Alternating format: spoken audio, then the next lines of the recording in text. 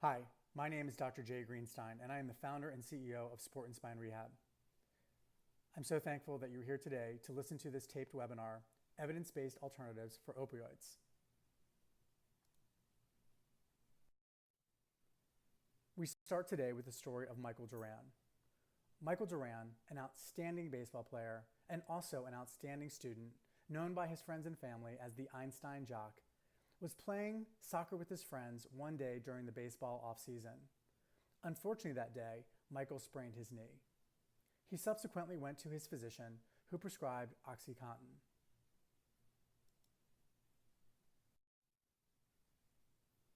Unfortunately, that opioid prescription led to a heroin addiction. Michael was in and out of recovery multiple times. And during one period of time when he was out of recovery, he was actually getting ready to present to the Healing Addiction Community Center. He was in his room writing his speech. Later that evening, his mom went up just to check on Michael to see how he was doing, and she knocked on the door with no reply. She knocked on the door again with no reply. She then needed to break down the door, and unfortunately, she found Michael dead.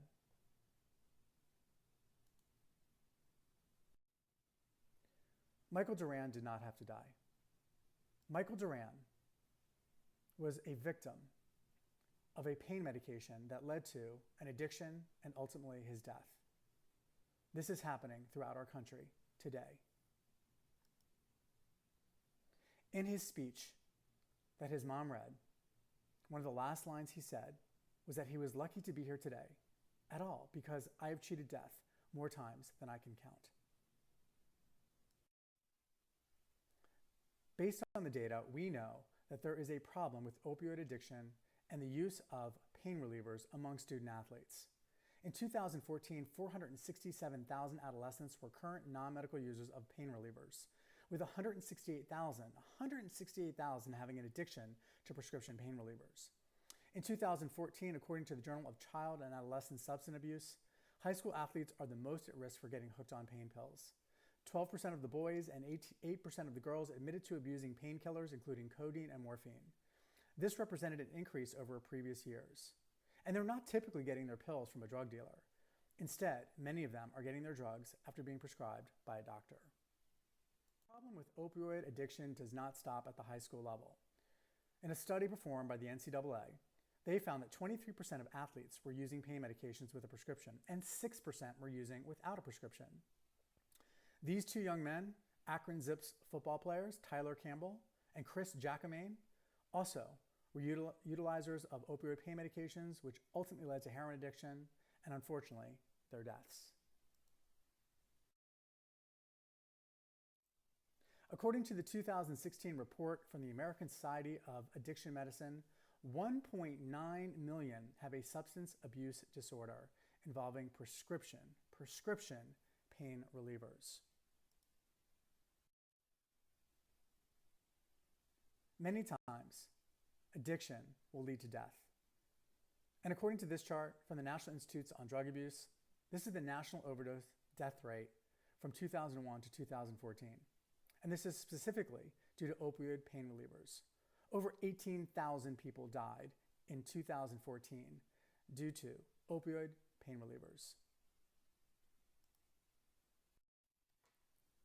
This number equates to 52 people a day on average dying from opioid pain prescriptions. Locally in Maryland, the percent change has gone up 19.2% from 2013 to 2014. From 2013 to 2014, it has also gone up almost 15%.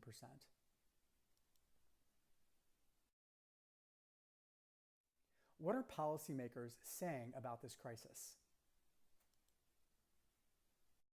According to the Comprehensive Addiction and Recovery Act of 2016, it is stated, "It is the sense of the Congress that decades of experience and research have demonstrated that a fiscally responsible approach to addressing the opioid abuse epidemic and other substance abuse epidemic requires it treating such epidemics as a public health emergency, emphasizing prevention, treatment, and recovery." The Joint Commission has stated the identification and management of pain is an important component of patient-centered care.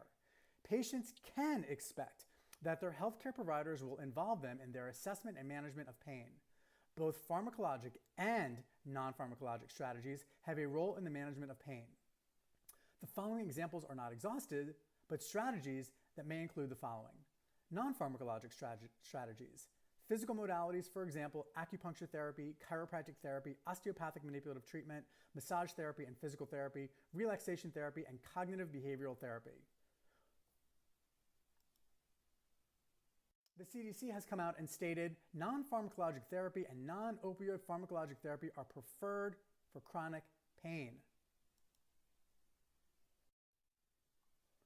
According to the Pain Management Task Force, the possible over-reliance on medications to treat pain has other unintended consequences, such as the increased prevalence of prescription medication abuse and diversion throughout the United States. And we need to incorporate integrative and alternative therapeutic modalities into a patient-centered plan of care. That consumers in many insurance plans may gravitate to prescription drugs over complementary or alternative treatments, creating risks for subsequent problems with opioid dependency.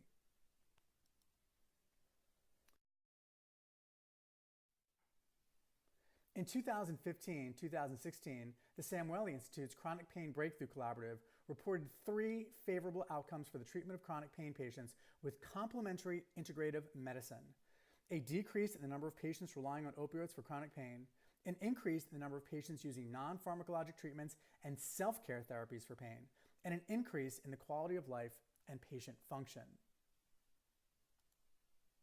But what about the scientific evidence? We all know that there's a hierarchy of evidence. Obviously, the highest levels of evidence are randomized controlled clinical trials, meta-analysis and systematic reviews, and of course, clinical practice guidelines. A hot topic today is the issue of whiplash-associated disorders' contribution to chronic pain. Whiplash-associated disorders from motor vehicle collisions affect more than 4 million Americans annually, harming their quality of life and costing an estimated $30 billion for medical and rehabilitative care per year. So what do the best levels of evidence state about this particular disorder? According to this study, they found that actually 1 in 4 patients who've suffered a whiplash-associated disorders are not fully recovered after 5 years. This, of course, contributes to the chronic pain epidemic in our society. So what does the literature say about the best evidence-based treatments for the treatment of whiplash-associated disorders and musculoskeletal pain? In this study, Effectiveness of Interferential Current Therapy in the Management of Musculoskeletal Pain, a systematic review and meta-analysis, they concluded that interferential current as a supplement to other interventions seems to be more effective for reducing pain than a control treatment at discharge and more effective than a placebo treatment at the 3-month follow-up. According to the meta-analysis that was published, low-level laser therapy can also be a very effective non-pharmacologic approach to managing patients with whiplash-associated disorders.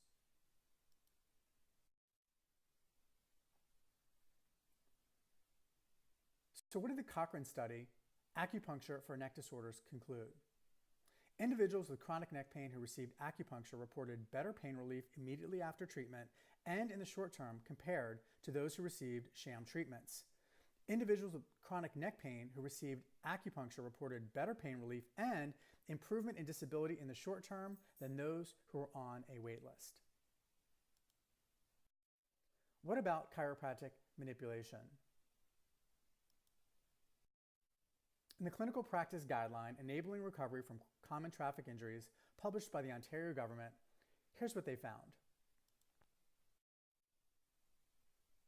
What they found is that for patients with whiplash-associated disorders who had symptoms both less than 3 months and greater than 3 months, manipulation was a recommended treatment. Integration of chiropractic services is starting to grow across the country. A strong example of this is at the Community Health Center in Connecticut. a federally funded community health center.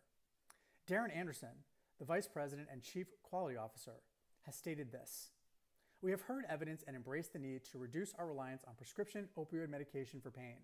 But as we implement new strategies to reduce opioid prescribing, we can't lose sight of the need to provide care to our patients who present with a complaint of pain. Our approach to them can't simply be about what we won't do, but has to offer a sound, evidence-based care plan laying out what we will do. And what we must do is provide a comprehensive, multidisciplinary plan of care that is grounded in the biopsychosocial model. Chiropractic and other complementary medicine strategies are a key element of that care plan for many patients. Integrating chiropractic care into primary medical care offers the patient the opportunity to receive comprehensive, coordinated care in their primary care medical home. Our collaboration with the University of Bridgeport School of Chiropractic has allowed us to set the standard for how such integration can and should occur. Our system is better for it, and our patients are better for it." The Senior Vice President and Clinical Director of these community health centers have stated, "We have found that the integration of chiropractic services enabled our patients to experience less pain and promote healthy living. Hopefully, other community health centers in Connecticut and across the country will use our model to reduce chronic pain and improve quality of life." In addition to the passive therapies that we've talked about, in addition to chiropractic manipulation, exercise is also an excellent evidence-based approach to helping patients with chronic or acute neck pain after a whiplash-associated disorder. In a study published by Pain Research and Management, a research synthesis of therapeutic interventions for whiplash-associated disorders, overview and summary, they concluded exercise and mobilization programs for acute and chronic whiplash-associated disorders had the strongest supporting evidence. Now, this should not be a surprise to anybody really listening to this webinar. The fact of the matter is that in many randomized controlled clinical trials and clinical practice guidelines for spine-related disorders, manipulation and exercise together are far better than manipulation or exercise alone, according to the evidence. In a study published in Arthritis Care and Research, effect of two contrasting types of physical exercise on chronic neck muscle pain, they concluded that specific strength training had high clinical relevance and led to a marked prolonged relief in neck muscle pain. So to conclude, we know that deaths from opioid use is on the rise. We know that policymakers are asking us to find other alternative forms of treatment that can provide a patient-centered approach to positive outcomes. And there are evidence-based non-pharmacological approaches that yield these positive outcomes. Care coordination among providers to identify patients appropriate for these alternatives are critical to reverse the opioid epidemic. Make sure that we coordinate care together to ensure that less events like Michael Duran happen. I want to thank you for joining me today. For more information, you can view our website at www.ssrehab.com. Thank you.